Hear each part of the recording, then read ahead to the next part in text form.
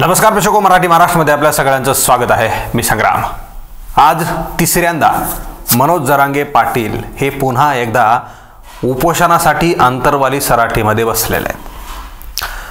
हे आमरण उपोषण असणार आहे। कुठल्याही प्रकारचा उपचार, पाणी काहीही मी घेणार नाही, अशा प्रकारचा निर्णय मनोज जरांगे पाटलांनी घेतलेला आहे। मुळामध्ये मनोज जरांगे पाटलांची ही तिसरी वेळ आहे। गेल्या 4-5.5 महिन्यांपासून हे आंदोलन सुरू आहे। आंतरवाली सराटीमध्ये आमरण उपोषण, त्यानंतर 2-3 वेळा सरकारच्या शिष्टमंडळाने येऊन हे उपोषण सोडवलं। मनोज जरांगे पाटलांनी शासनाला वारंवार वेळ दिला, तारीखा वाढवल्या आहेत। शेवटी मुंबईला गेले। मुंबईला जाऊन मुंबईच्या वेशीवर जाऊन म्हणजेच अधिसूचना घेऊन आलेले आहेत। आता अधिसूचना घेऊन आलेले आहेत म्हणल्यानंतर त्यांना सवाल उपस्थित केले की मुंबईला जाऊन तुम्हाला जर आदेशच घेऊन यायचे होते तर सरकारला हितच काढायला लावायचा, मागच्या 15 दिवसातही काढायला लावायचा। जरांगे पाटील सुद्धा म्हणले की तुम्हाला हेच जर करायचं होतं तर मागच्या 2 महिन्यात का नाही केलं। म्हणजे त्यांचा सवाल हा उपस्थित करायचा होता कधी, मागच्या 2-3 महिन्यापूर्वी, मात्र त्यांनी केला नाही। मुंबईमध्ये जाऊन आदेश घेऊन आलेले आहेत आणि इकडे बाहेर येऊन लोकांना सांगतात की आरक्षणच घेऊन आलोत।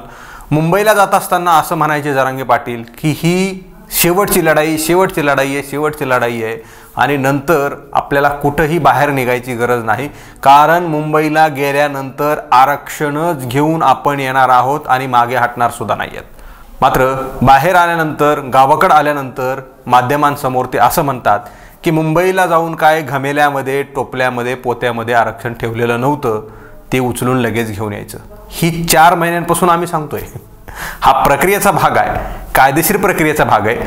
सरकारने ठरवलं तर काहीही होऊ शकतं, हे आम्ही गेल्या 4 महिन्यांपासून सांगतोय आणि तुम्हाला सांगतोय।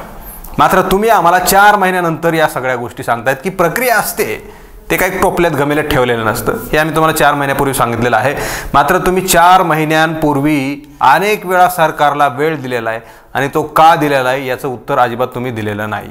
जर अध्यादेशच आणि अधिसूचना तुम्हाला काढायची होती तर ज्या दिवशी तुम्ही उपोषणाला आंतरवाली सराटीमध्ये बसले होते, लाठीचार्ज झाला, त्याच्यानंतर तुमचं आंदोलन महाराष्ट्रात गेलं, त्याच्यानंतर 2 दिवसांमध्ये हा अध्यादेश किंवा मग अधिसूचना निघत होती, मात्र ती का निघाली नाही याचं आत्मपरीक्षण मराठा समाज आणि मनोज जरांगे पाटलांनी केलं पाहिजे। मला वाटतं आत्मपरीक्षण मनोज जरांगे पाटलांचं झालं असेल, कदाचित ते सांगत नाहीत, मात्र मराठा समाजाने आता केलं पाहिजे की हा अध्यादेश मागच्या 15 दिवसात, 2 महिन्यामध्ये सुद्धा निघू शकत होता, मात्र तसं सरकारने केलं नाही। पोषक वातावरण त्यांच्यासाठीचं केलं, हा सगळ्यात महत्त्वाचा मुद्दा आहे। आणि पोषक वातावरण जरांगे पाटलांनी सरकारला का होऊ दिलं, हाही सगळ्यात मोठा सवाल आहे। त्याचं उत्तर जरांगे पाटलांनी मराठा समाजाला द्यावं। पुन्हा एकदा 10 तारखेला ते उपोषणाला बसलेले आहेत आणि पुन्हा ते म्हणतात अध्यादेशाची अंमलबजावणी झाल्याशिवाय मी उठणार नाही। म्हणजे जो मसुदा आहे, जरांगे पाटलांना जी अधिसूचना दिली होती, त्या अधिसूचनेमधली तारीख आज, काल किंवा मागच्या 2 दिवसापूर्वी टाकलेली नव्हती, ती 27 तारखेलाच टाकलेली होती त्या मसुद्यामध्ये की 16 तारखेपर्यंत हरकती मागवल्या जातील। म्हणजेच मी सांगतो ते नीट लक्षात घ्या, ही तारीख 16 तारीख म्हणजे 16 फेब्रुवारी ही तारीख कधी टाकलेली होती अध्यादेशवर, ज्या दिवशी अध्यादेश मसुदा निघाला त्या दिवशी टाकलेली होती।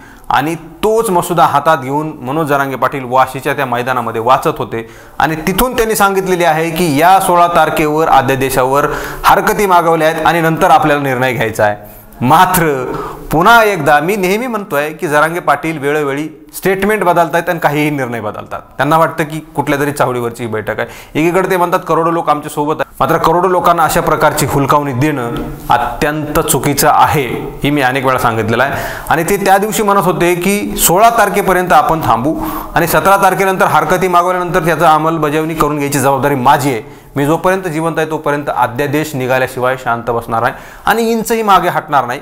तुम्ही इंच नाही, फार एक काय त्यांच्या शब्दामध्ये सांगायचं झालं तर फार खोटांवर तुम्ही मागे सरकलेला आहात, त्याबद्दल काही दुमतच नाही। मात्र दुसरीकडं तुम्ही असं सांगितलंय आता की 10 तारखेला मी उपोषणाला बसतोय आणि आजपासून ते उपोषणाला बसलेत।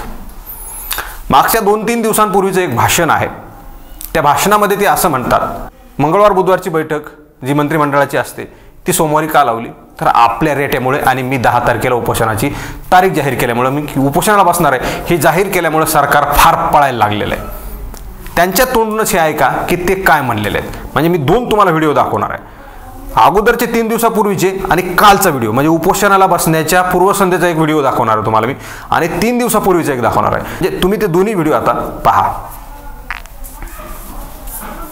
कायद्याचं राज्य आहे. तुम्हाला कायद्याचं टिकवायचं असलं तर कायद्यात बदल करावा लागणार आणि तो मराठ्यांच्या पोरांनी विषयावरच केला. मराठ्यांच्या पोरांची एवढी धास्ती होती की सरकारला मुंबईच्या विषयावर मराठ्यांना राजपत्रित अध्यादेश काढून आरक्षण द्यावं लागलं. आता फक्त अंमलबजावणी आहे. ती घेतल्याशिवाय पण हलत नाही कारण ती अंमलबजावणी घेण्यासाठी 10 तारखेला पुन्हा आमरण उपोषण पुकारले. कालपासून नुसती पळापळ सुरू झाली. एवढं तरी त्या सोशल मीडियावर घोटाळ्यांना कळालं पाहिजे की मंगळवारी आणि बुधवारी कॅबिनेट असते. कॅबिनेट कधी असते? मंगळवारी बुधवारी. सोमवारी कॅबिनेट झालीच तसं का त्यांनी येणार एवढं तरी लोक पाहिजे. नुसतं म्हणतो 30 वर्ष झाली वाचायचं पुस्तक तुला कळायला कसं काय केलं पोरांना. मंगळवार बुधवारची कॅबिनेट सोमवारवर आली. रात्रंदिवस पळायला लागले. काहीच मिळालं नाही असं जर कोणाचं म्हणणं असलं तर 75 वर्षात 57 लाख नोंदी करून नाही मिळाले.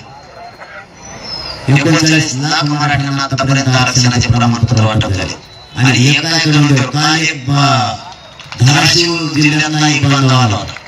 त्याची फक्त एकच नोंद सापडली होती. 140 जणांना त्याला प्रमाणपत्र मिळालं. 91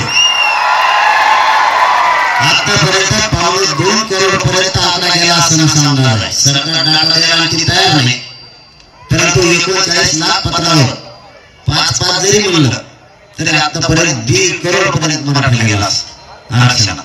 या आंदोलनाची यश नाही काय? आंतरवालीसह राज्यातल्या केसेसच्या बाबतही ठरलं होतं. त्याची प्रक्रिया आणखीन सुरू नाही. काल मिळाली माहिती प्रक्रिया सुरू केली म्हणून. काल शासन स्तरावरून सरकारच्या वतीनं विभागीय आयुक्त साहेबाचे फोन आले होते की प्रक्रिया सुरू आहे. कोपर्डीच्या खटल्याबद्दलचा पण विषय ज्या ज्या मागण्यात आणि हैदराबादचं गॅजेट ते घेतो म्हणले होते. बॉम्बे गव्हर्नमेंटचं गॅजेट, सातारा संस्थांचं गॅजेट हे घेऊ बोलले होते. त्याची प्रक्रिया सुरू झाली नाही कारण 15 तारखेला अधिवेशन आणि ही प्रक्रिया त्यांना 10 तारखेपासून सुरू करावी लागणार. ती अंदाजा दिसत नाही म्हणून 10 तारखेला पुकारले. आमचा महत्त्वाचा यातला प्रमुख मुद्दा हे होईल की जो सगळ्या स्वाऱ्यांचे अध्यादेश काढला त्याची अंमलबजावणी तातडीनं झाली पाहिजे. यासाठी आमरण उपोषण. आता माईकवर बोलत असतानाचा तो व्हिडिओ कुठला आहे?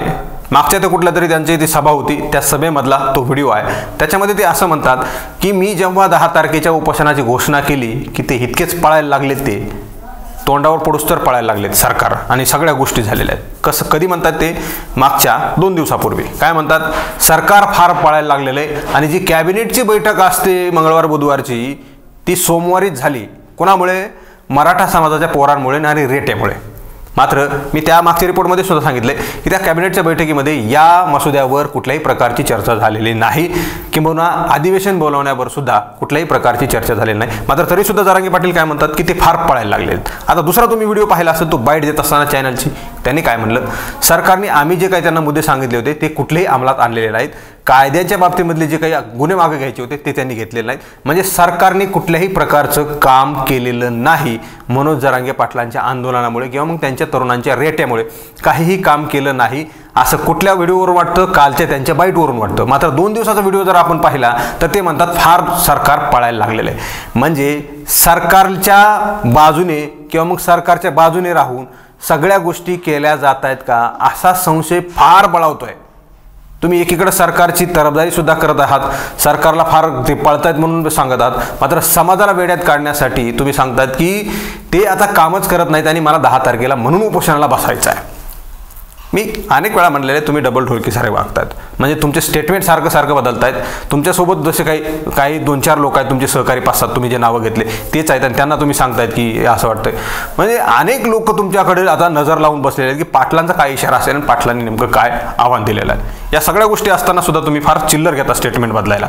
म्हणजे मी फार पूर्वीच सांगितलेलं आहे की तुम्ही स्टेटमेंट आणि माहिती गोळा करणारी लोक टीम चांगल्या प्रकारची योग्य आणि तगडी टीम ठेवा. मात्र तुम्ही तसं केलं नाही. काय का केलं नाही माहीत नाही आणि त्याच्याबद्दल मला जाणून घ्यायचा काही इंटरेस्ट सुद्धा नाही. मात्र तरीसुद्धा सांगतो जे लोक आम्हाला ट्रोल करतात, विरोध करतात त्यांच्यासाठी सुद्धा हा व्हिडिओ आहे. आज ते उपोषणाला बसलेले आहेत. मात्र त्यांचं असं म्हणणं आहे की अधिवेशन तात्काळ बोलवा आणि अध्यादेश जो काही मसुदा आहे तो अध्यादेश काढा आणि कायदा पारित करा. आता कायदा पारित करण्यासाठी ती फार मोठी प्रक्रिया आहे. सरकारने त्यांचं म्हणणं बरोबर आहे, सरकारने ठरवलं तर ते होऊ शकतं, मात्र सरकार करत नाही. एकीकडे ते म्हणतात सरकारने ठरवलं तर होऊ शकतं, मात्र सरकार करत नाही असं तेच स्वतः तोंडाने म्हणतात. तर दुसरीकडे मागून म्हणतात की सरकार आपल्या रेट्यामुळं फार डब घायला आलेलं आहे किंवा मग फार ते परेशान झालेले आहेत आणि ते सगळे कामाला लागलेले असं ते म्हणतात. म्हणजे त्यांचं कुठल्याही प्रकारचं स्टेटमेंट हे बरोबरच आहे असं अजिबात ग्राह्य धरायचं काही कारण नाही असं त्यांच्याच बोलण्यावरून जाणवतं. आता अधिवेशन कधी बोलवलं जाऊ शकतं यावर सुद्धा पुढच्या काही सेकंदांमध्ये बोलू. अधिवेशन कशासाठी बोलवलं जातं, विशेष अधिवेशन, तर त्यासाठी महाराष्ट्रामध्ये काही वेगळी परिस्थिती निर्माण व्हायला पाहिजे. म्हणजे नैसर्गिक आपत्ती असेल किंवा मग काही एखादा निर्णय घ्यायचा असेल, महाराष्ट्रामध्ये काही कायदा सुव्यवस्थेचा प्रश्न निर्माण झालेला असेल आणि मंत्रिमंडळाची बैठक बोलून काही नवीन गोष्टी करायच्या असतील तर त्यासाठी अधिवेशन बोलवलं जातं. मात्र अशा प्रकारची शिफारस मंत्रिमंडळाने तिकडे केली पाहिजे राज्यपालांकडे आणि ते सगळ्या परिस्थितीची पाहणी करून अधिवेशन बोलवायचं की नाही हे राज्यपाल ठरवतात आणि त्याच्यानंतर अधिवेशन बोलवतात. म्हणजे मी सांगितल्याप्रमाणे महाराष्ट्रात जर काही नैसर्गिक आपत्ती आली असेल किंवा मग काही कायदा सुव्यवस्थेचा प्रश्न निर्माण झाले असेल तर त्यावर जर मंत्रिमंडळाची निर्णय घेण्यासाठी बैठक बोलायची असेल तर शिफारस अगोदर करावी लागत असते आणि त्याच्यानंतर त्या सगळ्या गोष्टीची पाहणी चाचपणी करून राज्यपाल आदेश देत असतात की आता अधिवेशन बोलावं. मात्र सध्या तशी परिस्थिती महाराष्ट्रात कुठेही निर्माण नाही. कायदा सुव्यवस्थेची परिस्थिती निर्माण झालेली नाही किंवा मग अनैसर्गिक कुठल्याही प्रकारची आपत्ती आलेली नाही. म्हणून राजकीय परिस्थितीमध्ये कुठल्याही अशा प्रकारच्या परिस्थितीमध्ये अधिवेशन बोलवलं जाऊ शकत नाही. हा एक मुद्दा. दुसरीकडं अधिवेशन बोलवा असं ते म्हणतात, मात्र जो काही मसुदा आहे त्या मसुद्यावर 16 तारीख दाखल केलेली आहे. म्हणजे त्या 16 तारखेपर्यंत या ऑर्डिनन्सच्या बाबतीमध्ये कोणाला काही हरकती असतील, काही आक्षेप असतील तर त्या 16 पर्यंत यायच्या आहेत. म्हणजे हे 10लाच उपोषणाला बसलेत. मात्र अध्यादेशाची मसुद्याची 16 तारीख आहे.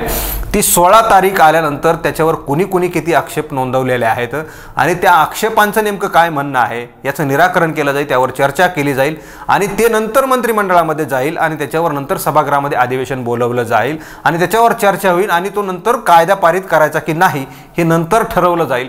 मात्र 10 तारखेला उपोषणाला तुम्ही बसून 2 दिवसामध्ये त्याचं काही निर्णय घ्या असं म्हणणं साप चुकीचं आहे असं कायदे तज्ज्ञांचं, घटना तज्ज्ञांचं म्हणणं आहे असं मी त्यांना विचारलं होतं.